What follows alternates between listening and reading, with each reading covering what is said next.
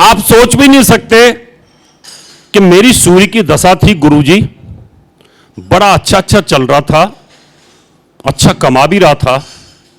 ये 7, 8, 9, 10 में मेरा बहुत भयंकर लॉस हो गया। करोड़ों का शेयर बाजार मेरा डूब गया, मेरी प्रॉपर्टी के रेट खत्म हो गए और मैंने जो बयाना दिया वो भी फंस गया और मैं बहुत परेशान हूं। गाड़ी का एक्सीडेंट हो गया, दुर्घटना हो गई। कहने के लिए तो आपकी सूर्य की दशा चल रही है, सूर्य गोचर में स्वराशि में भी आ गया है, अच्छी स्थिति है। लेकिन आप इन 4 दिनों के अंदर, 3.5 दिनों में जो आपकी हालत खराब होगी, आप सोच नहीं सकते। बहुत बड़ी परेशानी में आप आ जाएंगे। स्वभाव कितना वेरिएट कर रहा है आपका। कभी आप उच्च अवस्था में, कभी आप दुश्मनी की अवस्था में, कभी इरिटेट हो रहे हैं, कभी फ्लैक्चुएट माइंड हो रहे हैं, कभी बहुत आक्रामक हो रहे हैं, कभी हाई थॉट्स हो रहे हैं आपके, और धीरे धीरे फिर वो आगे चला जाएगा वृश्चिक के नवांश में। वृश्चिक के नवांश में वहां पर जाकर के मंगल के जब नवांश में आएगा तो वहां आक्रामकता बढ़ जाएगी, यानी मन की स्थिति स्ट्रांग हो जाएगी। आदमी सोचेगा मैं कुछ भी कर सकता हूं, और अंत में जो उसका 9वां नवांश होगा वो उसका धनु का हो जाएगा, 1 से लेके 9 नवांश। अब यहां पर आपको कोई भी प्रेडिक्शन एक्यूरेट अगर करना है तो आपने टिप्स पर देखो। अभी मान लो किसी की मंगल की दशा चल रही है, मंगल 46 दिन चलेगा अभी कन्या राशि में। आपने बोला भाई तुम्हारी मंगल की दशा है, कन्या राशि में मंगल आ गया है और ये मंगल आपको अच्छा फल नहीं देगा, तकलीफ देगा। लेकिन मंगल की दशा में तो आपने बहुत अच्छा काम कर लिया। मंगल की दशा में तो आपको ऐसे लगा कि मैं शत्रु राशि में था, मंगल मेरा कन्या में गया और इन तारीखों में गुरुजी मेरा अच्छा काम हो गया। हमने कहा हो ही नहीं सकता, कैसे हो सकता है, कन्या राशि में और तुम्हारा मंगल तो खराब है। लेकिन हुआ। कितने लोग ऐसे हैं जहां बुध की दशा अच्छी चल रही है, अच्छा राजयोग बना के बैठा, गुरु की दशा चल रही है, अच्छा राजयोग बना के बैठा हुआ है, हंस नाम का राजयोग बना हुआ है, भद्र बना हुआ है, लेकिन फिर भी आदमी को लॉस होता है। और कितनी बार नीच के ग्रह की दशा चल रही होती है लेकिन उसके बावजूद भी आदमी को बहुत बेनिफिट होता है। आप सोचिए ना, कभी आप ये निष्कर्ष निकालो कि आखिर क्यों ऐसा होता है। अब आपको सिर्फ ये मंगल की कैलकुलेशन और बताऊंगा, उसके बाद आप खुद इन कैलकुलेशनों को कर सकते हैं। ये रिसर्च के पॉइंट हैं जो मैं एडवांस एस्ट्रोलॉजी कोर्स जिसमें डॉक्टरेट की डिग्री मिलती है उसमें मैं ये कराता हूं। ये डेप्थ में है, आपको बताना पड़ेगा कि कोई व्यक्ति डेथ बेड पर है, हॉस्पिटलाइज है, आईसीयू में है, कौन सी डेटों में उसकी आयु के लिए खतरा है। कैसे कैलकुलेट करोगे? दशा देखोगे, महादशा देखोगे, अंतरदशा देखोगे, प्रत्यंतर देखोगे, गोचर देख लोगे, फिर भी सटीक आ नहीं रहा मामला।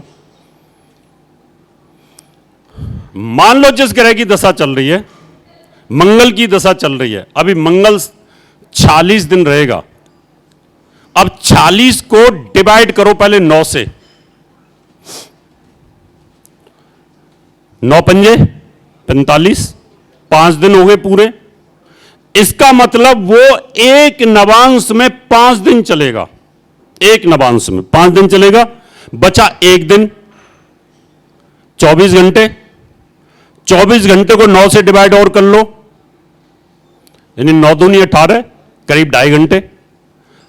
5 दिन 2.5 घंटे एक नवांश पे रहेगा। अब हम आगे चलते हैं। मंगल इस समय कन्या राशि में है जो स्वभाव राशि है। पहली राशि जो चर होती है उसमें वो उसी राशि से शुरू होता है, स्थिर होती है तो अपने से 10वीं से होता है, और अगर दुस्वभाव है तो अपने से 5 में।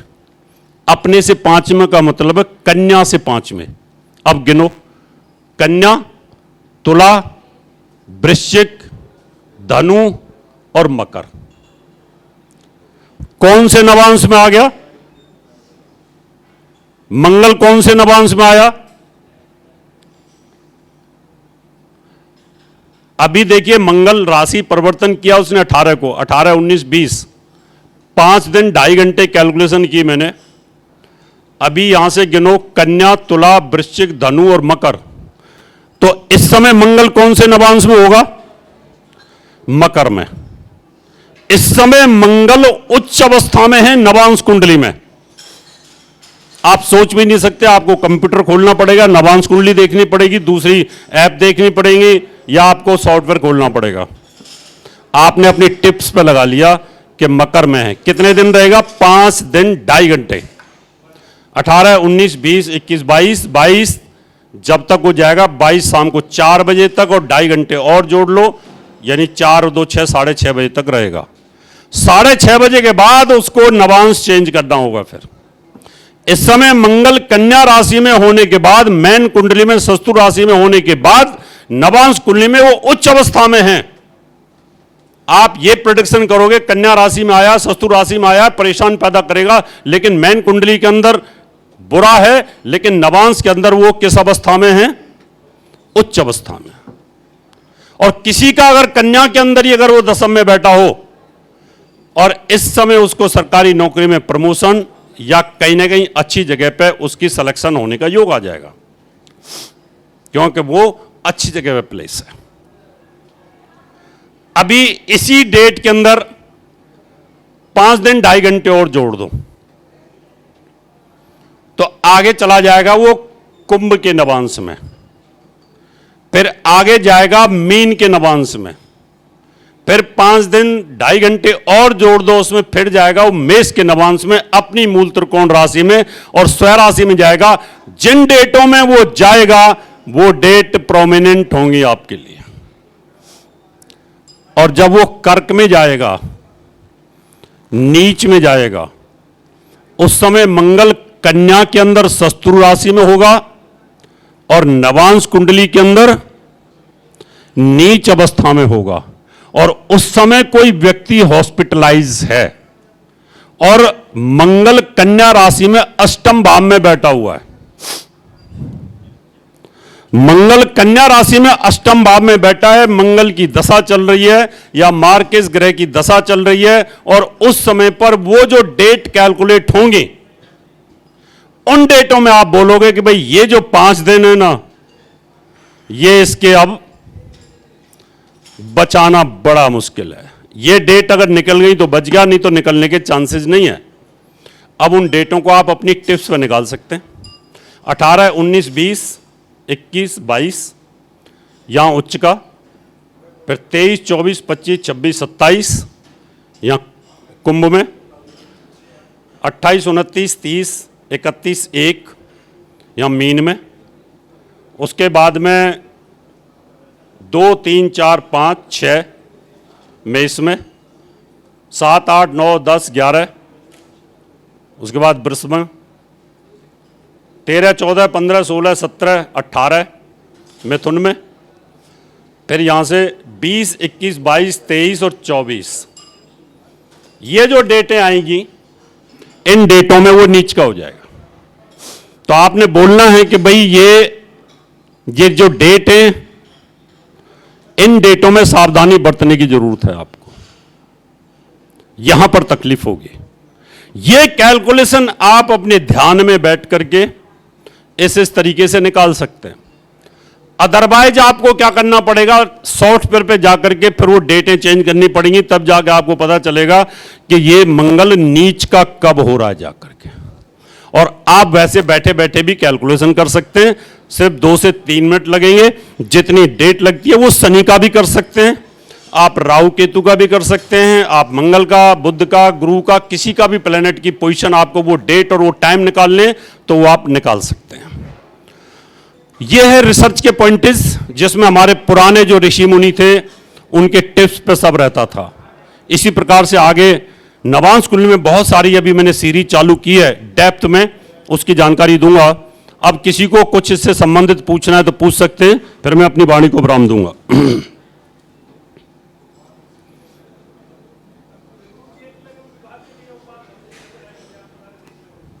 क्या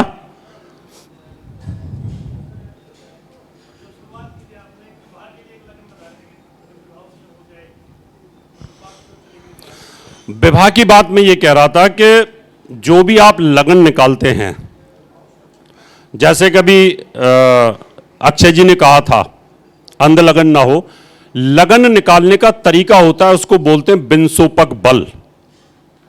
बिनसोपक बल, बिनसोपक बल का मतलब है कि उस समय 20 बल प्लैनेटों को दिए गए हैं, 20 प्लैनेटों को दिए गए हैं। इसमें 9 की 9 ग्रह अगर वो पॉजिटिव जगह पर हैं गोचर में, और उस समय 20 में से अगर 15-16 पॉइंट भी अगर आपको मिल जाएं, तो उस समय अगर कोई शादी हो और गुण ना मिलते हो, तो अगर आप वो बिनसोपक बल निकाल दें एक्यूरेट, तो फिर उसमें फेरे अगर आप डालोगे, उसी टाइम पर फेरे डालोगे, तो शादी नहीं टूटेगी, वो चल जाएगी। बिनसोपक बल निकालने का तरीका अलग होता है। जैसे कि गोचर के अंदर चंद्र लगन से 3, 6, 10 और 11 में सूर्य बलवान होता है, ऐसे ही इसको 3.5 बल प्राप्त होते हैं। ऐसे ही चंद्रमा भी बलवान अगर हो जाए तो उसको 5 बल प्राप्त होते हैं, और बृहस्पति भी बलवान हो जाए तो उसको 3 बल प्राप्त होते हैं। तो 3 और 3.5, 6.5 और 5, 11.5, 20 में से 11.5 बल 3 प्लैनेटों को मिल जाते हैं। इसलिए किसी भी शादी में गुरुबल, चंद्रबल और सूर्यबल अगर ये मिल जाएं, तो वो शादी जनरल भी सक्सेस हो जाती है, क्योंकि एट द टाइम ऑफ फेरा उस समय पर सूर्य भी बलवान था, उस समय चंद्र भी बलवान था, विवाह का कारक बृहस्पति भी बलवान था, और बाकी के प्लेनेट अपना और आशीर्वाद दे दें।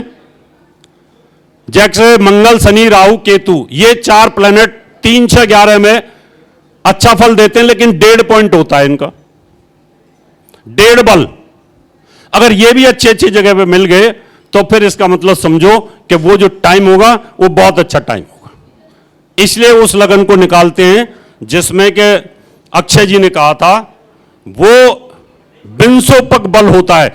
अब ये तुम्हें कैलकुलेट करना पड़ेगा। मान लो एक डेट विवाह की आज, और आज बिनसोपक बल है ही नहीं उतना, फिर अगली डेट में जाओ, फिर उससे अगली डेट में जाओ, फिर उससे अगले विवाह की डेट में जाओ, और जिस डेट में आपको बिनसोपक बल मिल जाए और जिस लगन में मिल जाए, स्थिर लगन हो या दुस्वभाव, चर लगन नहीं होनी चाहिए, तो शादी करोगे तो वो नहीं टूटेगी, क्योंकि वो ईश्वरीय देन है कि उस समय अंतरिक्ष में बहुत अच्छे प्लैनेटों का, अगर ऐसी लग्नों में कर दोगे तो साया हमेशा खतरे का बना रहता है। जैसे कि राम मंदिर का शुभारंभ ऐसे टाइम पे किया था जब देव सो रहे थे, ऐसी लगन में किया था, उसका मैंने खुल के विरोध भी किया था।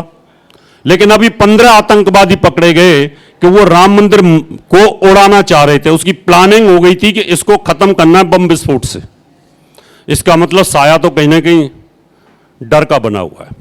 तो कभी भी शास्त्र विरुद्ध काम नहीं करना चाहिए। हमारे ऋषि बुढ़ी बड़े वैज्ञानिक थे, बड़े योगी थे, ज्योतिष जैसा विज्ञान उन्होंने हमारे सामने परोस दिया।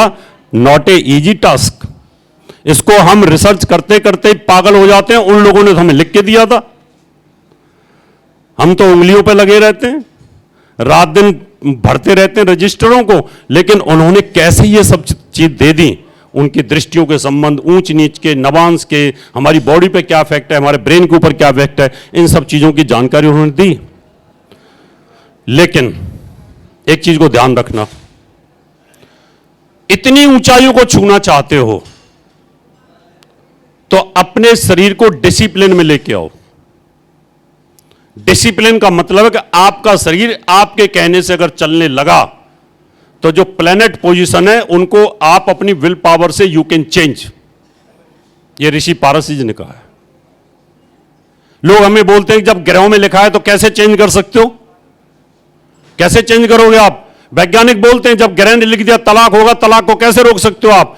इसकी मृत्यु आ रही है, कैसे रोक सकते हो आप इसको? इसको रोका जा सकता है, ग्रहों की किरणों को डाइवर्ट किया जा सकता है। उसके लिए आपको अपने शरीर का शोधन करना पड़ेगा। आप अपने शरीर की ऑरा को चेंज कर सकते हैं, ऊपर से आने वाली किरणों को बाईपास कर सकते हैं, डाइवर्ट कर सकते हैं। उसके लिए आपको साधना की जरूरत है, उसके लिए आपको नियम की जरूरत है, यम की जरूरत है। इधर मैं बोल रहा हूं तो लोग वहां जाकर के सूप पी रहे थे मजे से, है?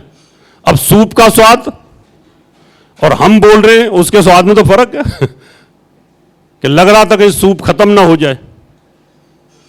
तो ये सब चीजें क्या हो गई कि ज्ञान को लाने के लिए आपको अपने अंदर अपनी मजबूती पैदा करनी पड़ेगी। काली तिलक लगा लिया, अच्छे कपड़े पहन लिए, पटका डाल लिया, 4 फोटो अपने ऑफिस में लगा ली और पब्लिक को मूर्ख बनाना शुरू कर दिया, उससे काम चलने वाला नहीं है। यह अपने आप से आपके अंदर जहर पैदा करता है, आपके शरीर के अंदर जहर पैदा करता है कि मैं गलत कर रहा हूं। विद्वान आदमी होकर के जब आप अपने आप को गलत करते हो तो आपको तकलीफ देता है। अगर हमसे कोई गलती हो जाती है, पूरी रात नींद नहीं आती है, पूरी रात लगा रहता हूं रिसर्च पे कि आखिर ये ग्रह ने इसको फल क्यों नहीं दिया, देना चाहिए था। पूरी रात निकल जाती है, वाइफ बोलती है सोए नहीं, मैं कभी नहीं सोऊंगा, अभी मुझे ये आंसर चाहिए कि आखिर ये गलती क्यों हुई। और फिर जब वो रिसर्च करने लगते हैं ना तो 10 चीजें आपके पास और आ जाती हैं कि यार ये कमाल की चीज है, ये कमाल की चीज है, ये कमाल की चीज है। इसलिए करिए, आनंद आएगा आपको। बहुत बहुत धन्यवाद, आपने ध्यान के साथ सुना। आगे आपको नवांश कुंडली की अगली सीरीज में जहां भी सम्मेलन होगा, आपको ऐसी ऐसी जानकारी दूंगा कि आप टिप्स पे बोलोगे कि तुम्हारे साथ ऐसा हुआ है, तुम्हारे इतने बच्चे हैं, इतने बच्चों में ये तुम्हारे 2 बच्चे खत्म हुए, ये तुम्हारी स्थिति है, तुम्हारी वाइफ ऐसी है, तुम्हारे साथ ऐसा हो रहा है। ये सब आपको डिटेल्स में पता लग सकता है, बशर्ते कि आपको इस तरीके से चलना होगा। बहुत बहुत धन्यवाद। अगर और भी कोई क्वेश्चन पूछना चाहते हैं तो आगे आ सकते हैं।